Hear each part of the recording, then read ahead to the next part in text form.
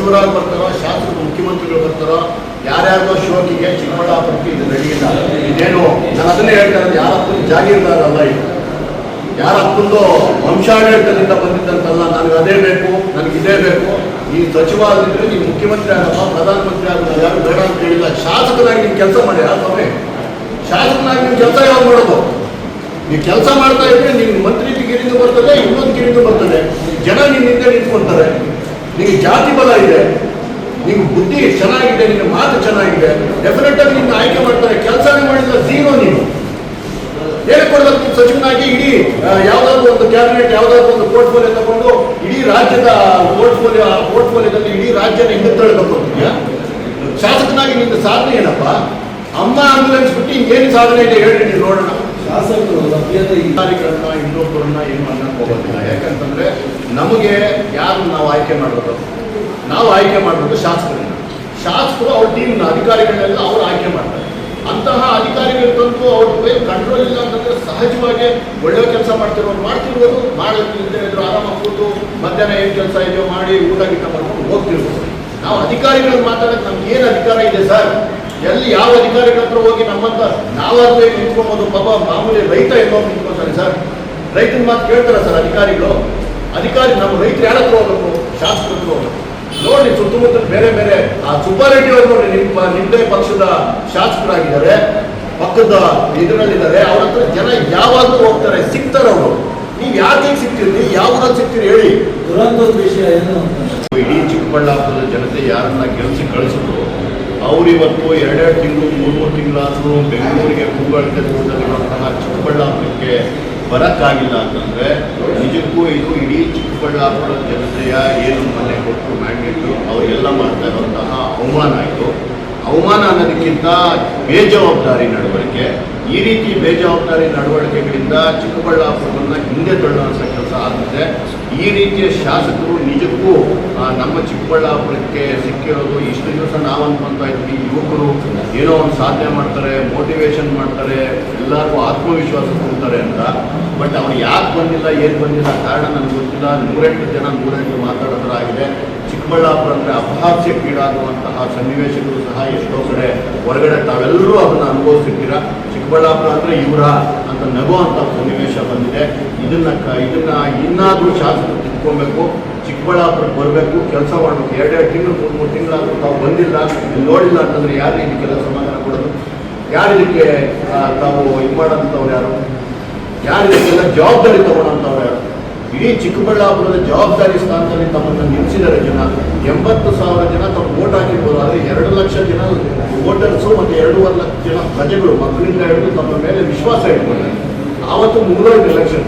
ಮುಂದಿನ ಎಲೆಕ್ಷನ್ವರೆಗೂ ನೀವೇ ನಮ್ಮ ಏನು ಸಂವಿಧಾನಾತ್ಮಕ ನಾಯಕ. ನಮಗೇನಾದರೂ ಒಂದು ಏನು ನೀರಿನ ಹೋರಾಟ ಮಾಡ್ತಾ ಇದ್ವಿ, ಏನೂ ಅದ್ರ ಬಗ್ಗೆ ಕಳಕಳಿ ಇಲ್ಲ. ರೋಡ್ ಗಬ್ಬೆದ್ದೋಗಿದೆ, ಮತ್ತೆ ಮಳೆಗಾಲ ಸ್ಟಾರ್ಟ್ ಆಗ್ತಿದೆ. ಯಾವ ಹಳ್ಳದಲ್ಲಿ ಬಿದ್ದು ಯಾರು ಏನಾಗ್ತಾರೆ ಅನ್ನುವಂಥ ಪರಿಜ್ಞಾನ ಇಲ್ಲ. ಆ ಗುಂಡಿಗಳನ್ನು ಮುಚ್ಚುವಂಥ ರೇಪೆ ಹಾಕುವಂಥ ಕೆಲಸ ಕೂಡ ಮಾಡಬೇಕು ಅನ್ನುವಂತಹ ಒಂದು ಪರಿಜ್ಞಾನ ಇಲ್ಲಿರುವಂತಹ ಶಾಸಕರು ನಮ್ಮ ಚಿಕ್ಕಬಳ್ಳಾಪುರ ಸಿಕ್ಕಿರೋದು ನಿಜಕ್ಕೂ ಚಿಕ್ಕಬಳ್ಳಾಪುರ ಜನತೆಯ ದುರ್ದೈವ. ನಿಜಕ್ಕೂ ಇದು ಸರಿ ಹೋಗಬೇಕು. ಚಿಕ್ಕಬಳ್ಳಾಪುರ ಶಾಸಕರು ಇಲ್ಲಿರುವಂಥ 1.5-1.25 ವರ್ಷ ಆದರೂ ಸರಿಯಾಗಿ ದುಡಿದು ಅಟ್ಲೀಸ್ಟ್ ಏನು ಜನ ಮಾಡಿದ್ದಾರೆ, ಅವ್ರನ್ನ ಆಯ್ಕೆ ಮಾಡಿದರೆ ಅವ್ರಿಗೊಂದು ಮರ್ಯಾದೆ ಕೊಡೋ ಕೆಲಸ. ಇನ್ನೇನು ಚಿಕ್ಕಬಳ್ಳಾಪುರನೂ ಮಾಡ್ತೀನಿ ಅಂತ ಹೇಳಿದ್ರು, ಚಿಕ್ಕಬಳ್ಳಾಪುರನೂ ಆಗಿಲ್ಲ, ಸಿಂಗಾಪುರ ಆಗಿಲ್ಲ, ಇದು ಏನೋ ಎಲ್ಲ ಸ್ಲಮ್ ಆಗಿದೆ ಚಿಕ್ಕಬಳ್ಳಾಪುರ. ಇದನ್ನ ಮಾಡುವಂಥ ಕೆಲಸ ಇನ್ನಾದರೂ ದಯವಿಟ್ಟು ಬಂದು ಅಲ್ಲಿ ಖ್ಯಾಪೆ ಹಾಕುವಂಥ ಕೆಲಸ ಮಾಡಿ. 1.5 ವರ್ಷ ಇದೆ, ಈಗ ಹೊಸದಾಗಿ ಮುಖ್ಯಮಂತ್ರಿಗಳು ಬಂದಿದ್ದಾರೆ, ಅವ್ರನ್ನ ಇಟ್ಕೊಂಡು ಏನು ಕೆಲಸ ಮಾಡಿದ್ರೋ ಗೊತ್ತಿಲ್ಲ. ಅಂತಹ ಸಿದ್ದರಾಮಯ್ಯನವರು ಹಿಂದುಳಿದ ಏನು ಜನಗಳಿಗೆ ಇನ್ನೊಬ್ಬರಿಗೆ ಸ್ಪಂದಿಸ್ತಾ ಇದ್ದಂತಹ ಸಿದ್ದರಾಮಯ್ಯನವರಿಗಾಗಿಲ್ಲ. ಇವಾಗ ಒಬ್ಬರು ಹೈಟೆಕ್ ಮುಖ್ಯಮಂತ್ರಿ ಬಂದಿದ್ದಾರೆ, ಬೆಂಗಳೂರನ್ನು ಮಾತ್ರ ಕಾನ್ಸಂಟ್ರೇಟ್. ನಿನ್ನೆ ಅವರೇನೋ ಒಂದು 4-5 ಯೋಜನೆಗಳು ಮಾಡೋದ್ರಲ್ಲಿ ಹೆಚ್ಚಾಗಿ ಸಿಂಹಪಾಲು ಬೆಂಗಳೂರಿಗಿದೆ. ಆದರೆ ನಾನು ಹೇಳ್ತಾ ಇರೋದು, ದಯವಿಟ್ಟು ನೀವು ಹೋಗಿ ಮುಖ್ಯಮಂತ್ರಿಗಳ ಹತ್ರ ಕೂತ್ಕೊಂಡು ಒಂದಾಗಿ ವಿಧಾನಸೌಧದಲ್ಲಿ ಇರಬೇಕು, ಇಲ್ಲ ಮುಖ್ಯಮಂತ್ರಿಗಳ ಮನೆ ಹತ್ರ ಇರಬೇಕು, ಯಾವ್ದಾದ್ರು ಸಚಿವರ ಮನೆ ಹತ್ರ ಇರಬೇಕು, ಅನುದಾನ ತರಕ್ಕೆ ಪ್ರಯತ್ನ ಪಡಬೇಕು, ಇಲ್ಲ ಚಿಕ್ಕಬಳ್ಳಾಪುರದಲ್ಲಿ ಇರಬೇಕು. ಚಿಕ್ಕಬಳ್ಳಾಪುರ ಜನತೆಯ ಧ್ವನಿ ಆಗಬೇಕು. ನೀವು ಯಾವತ್ತಾಗ್ತೀರಾ? ನಿಮ್ಗೆ ಏನಾದ್ರು ಪರಿಜ್ಞಾನವೇ ಇದ್ದೀರಾ? ಇದನ್ನ ತುಂಬಾ ನೀವು ಲೈಟಾಗಿ ತಗೊಂಡ್ಬಿಟ್ಟಿದ್ದೀರಾ. ಶಾಸಕ ಸ್ಥಾನ ಅಂತಂದ್ರೆ ನಿಮ್ಗೇನೋ 3 ತಲೆಮಾರುಗಳಿಂದ ಬಂದಂತಹ ಶಾಸಕರು ಇಷ್ಟೊಂದು ಬೇಜವಾಬ್ದಾರಿಯಾಗಿ ನೆಗ್ಲೆಕ್ಟ್ ಆಗಿ ನಡ್ಕೊಳಲ್ಲ. 3 ತಿಂಗಳು ತಾವು ಬಂದಿಲ್ಲ ಅಂತಂದ್ರೆ ಏನಂತ? ಏನ್ ಜನ ಅಷ್ಟೊಂದು ನೀವು ಟೇಕನ್ ಫಾರ್ ಗ್ರಾಂಟೆಡ್ ಆಗಿದೆ ನಮ್ಮ ಜನನ, ಚಿಕ್ಕಬಳ್ಳಾಪುರ ಜನತೆನ. ಇದು ತಪ್ಪು ಶಾಸಕರೇ. ನೀವೇನು ಇಷ್ಟು ದಿವಸ ನೀವು ನಾಟಕ ಮಾಡ್ತಿದ್ರಿ, ನಾನು ಮನೆಗೆ ಹೋಗ್ತೀನಿ, ಇನ್ನೊಂದು ಮಾಡ್ತೀನಿ, ಅದರಿಂದ ಯಾವುದು ಪ್ರಯೋಜನ ಆಗಿಲ್ಲ. ಯಾವುದು ಪ್ರಯೋಜನ ಆಗಿಲ್ಲ. ತಾವು ಮಾತೆತ್ತಿದ್ರೆ ಯಾವ್ದು ಬಗ್ಗೆ ಎತ್ತೀನಿ ಅಂತಂದ್ರೆ ನಮ್ಮ ಆಂಬುಲೆನ್ಸ್ ಕೈ ಮುಗಿದು ಹೇಳ್ತೀವಿ 100% ಇಟ್ಸ್ ಅ ಬ್ಯೂಟಿಫುಲ್ ಪ್ರಾಜೆಕ್ಟ್. ಕೈ ಮುಗಿದು ನಾವು ಒಪ್ಕೊಳ್ತೀವಲ್ಲ, ಅಮ್ಮ ಆಂಬುಲೆನ್ಸ್ ತುಂಬಾ ಒಳ್ಳೆ ಕೆಲಸ ಮಾಡುತ್ತೆ. ಅದು ನೀವು ಶಾಸಕರಾಗಿಲ್ಲ ಅಂತ ಸಹ ಮಾಡ್ಬೋದಲ್ಲ. ಅದೊಬ್ಬ ಖಾಸಗಿ ವ್ಯಕ್ತಿ ಆಗಿ ತಾವು ಮಾಡ್ಬೋದು. ಏನು ಶಾಸಕರಾಗಿ ನೀವು ಅಲ್ಲಿಂದ ಹಣ ಸಂಪಾದನೆ ಮಾಡಿ ಏನು ಅಮ್ಮ ಆಂಬುಲೆನ್ಸ್ಗೆ ಏನು ಕೊಡ್ತಿಲ್ಲ. ಅದನ್ನ ನೀವು ಖಾಸಗಿ ವ್ಯಕ್ತಿಯಾಗಿ ಸಹ ಮಾಡಬಹುದು. ಶಾಸಕರಾಗಿ ಸಂವಿಧಾನದತ್ತವಾದಂತಹ ಶಕ್ತಿಯನ್ನು ಉಪಯೋಗಿಸಿ ಮುಖ್ಯಮಂತ್ರಿಗಳನ್ನ, ಸಚಿವರನ್ನ, ಅಧಿಕಾರಿಗಳನ್ನ ಹಿಡಿದು ಏನ್ ಕೆಲಸ ಮಾಡ್ತಿದ್ದೀರಾ ಅಂತ ತಾವು ಹೇಳಬೇಕು ಜನತೆಗೆ. ಯಾವಾಗ ಸರಿ ಹೋಗುತ್ತೆ? ಏನ್ ನಮ್ಮ ಕೂಗು ಅರಣ್ಯ ರೋಧನ ಆಗುತ್ತಿದೆ, ಯಾರು ಕೇಳೋದೇ ಅಂತ ಆಗುತ್ತಿದೆ. ನಮ್ಮನ್ನ ಅಂತಂದ್ರೆ ಟೇಕನ್ ಫಾರ್ ಗ್ರಾಂಟೆಡ್ ಚಿಕ್ಕಬಳ್ಳಾಪುರ ಜನತೆನ ಇದು ಸರಿ ಹೋಗ್ಬೇಕು. ಚಿಕ್ಕಬಳ್ಳಾಪುರದ ರಸ್ತೆಗಳು ಸರಿ ಹೋಗ್ಬೇಕು. ನೋಡಿ ಎಷ್ಟೊಂದು ಚಾವಣಿಗಳು ಕುಸಿಯುವಂಥದ್ದಿದೆ ನಮ್ಮ ಸರ್ಕಾರಿ ಶಾಲೆಗಳ ಚಾವಣಿಗಳು. ನಿನ್ನೆ ಸಹ ಯಾವುದೋ ಒಂದು ಪೇಪರಲ್ಲಿ ಆರ್ಟಿಕಲ್ ಓದ್ತಿದ್ದೆ.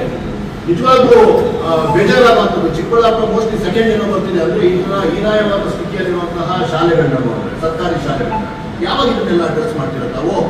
ಆಸ್ಪತ್ರೆಗಳ ಗತಿ ಏನಾಗಿದೆ ಅಂತ ತಾವು ನೋಡಿದ್ದೀರಾ? ಆಸ್ಪತ್ರೆಗಳ ಆ ಶೌಚಾಲಯಗಳು ಯಾವ ರೀತಿ ಇದೆ? ಅಲ್ಲಿನ ವೈದ್ಯರು ಸರಿಯಾಗಿ ಬರ್ತಿದ್ದಾರಾ? ಅಲ್ಲಿ ಪಾತ್ರೆಗಳು ಸರಿ ಇದೆಯಾ? ಅಲ್ಲಿನ ನರ್ಸ್ಗಳ ಕೆಲಸ ಸರಿ ಮಾಡ್ತಿದ್ದಾರಾ? ಅದನ್ನ ಯಾವತ್ತಾದ್ರೂ ತಾವು ಅಡ್ರೆಸ್ ಮಾಡೋದನ್ನ ನಾವು ಯಾವತ್ತೂ ನೋಡೇ ಇಲ್ಲ. ನಾವೇ ಹೇಳ್ಕೊಡ್ತಾ ಇದ್ದೀವಿ, ಸ್ವಾಮಿ ನೀವು ಬನ್ನಿ, ಇಲ್ಲಿ ಬಂದ್ರೆ ನಿಮ್ಗೆ ವ್ಯೂಸ್ ಜಾಸ್ತಿ ಆಗುತ್ತೆ. ಹಾಸ್ಪಿಟಲ್ಗೆ ಹೋಗಿ ನಿಮ್ಗೆ ವ್ಯೂಸ್ ಜಾಸ್ತಿ ಆಗುತ್ತೆ, ನಿಮ್ಗೆ ಲೈಕ್ಸ್ ಜಾಸ್ತಿ ಬರುತ್ತೆ, ಒಳ್ಳೆ ಕಾಮೆಂಟ್ಸ್ ಸ್ವಲ್ಪ ಬರಕ್ ಸ್ಟಾರ್ಟ್ ಆಗುತ್ತೆ. ನಾವೇ ಹೇಳ್ತಾ ಇದೀವಲ್ಲ, ನಾವು ನಿಮ್ಮ ಆಪೋಸಿಷನ್ ಅಲ್ಲಿ ಇದ್ರು ನಾವು ನಿಮ್ಗೆ ಐಡಿಯಾ ಕೊಡ್ತಾ ಇದೀವಿ ಯಾವ ರೀತಿ ನಾವು ಜನಪ್ರಿಯರಾಗ್ಬೋದು ಅಂತ. ದಯವಿಟ್ಟು ಬನ್ನಿ, ಕೆಲಸ ಮಾಡಿ. ಎಲ್ಲೆಲ್ಲಿ ರಸ್ತೆಗಳಿಲ್ವೋ ಅಲ್ಲಿ ಹೋಗಿ ನಿಂತ್ಕೊಂಡು ಅಧಿಕಾರಿಗಳನ್ನ ತರಾಟೆ ತಗೊಂಡು ಅನುದಾನ ತಗೊಂಡ್ಬಂದು ರಸ್ತೆಗಳನ್ನ ಸರಿ ಮಾಡಿರಿ. ಎಷ್ಟು ದಿವಸ ಇವೆಲ್ಲ ಆಟ ನಿಮ್ದು? ನಿಜಕ್ಕೂ ಚಿಕ್ಕಬಳ್ಳಾಪುರ ಜನತೆ ರೋಸ್ ಹೋಗ್ಬಿಟ್ಟಿದ್ದಾರೆ. ಇದು ತುಂಬಾ ಅವ್ರ ಭೂಮಿ ಬಂದ್ಬಿಟ್ಟಿದ್ದಾರೆ. ಚಿಕ್ಕಬಳ್ಳಾಪುರ ಜನತೆ ತುಂಬಾ ತಾಳ್ಮೆಯಿಂದ ಇದ್ದಾರೆ. ಇದನ್ನ ನಾವು ಮಿಸ್ಯೂಸ್ ಮಾಡೋದು ಬೇಡ ಅಂತ ಈ ಮುಖಾಂತರ ಶಾಸಕರಿಗೆ ಕಟ್ಟುನಿಟ್ಟಾಗಿ ಎಚ್ಚರಿಕೆ ಕೊಡ್ತಾರೆ.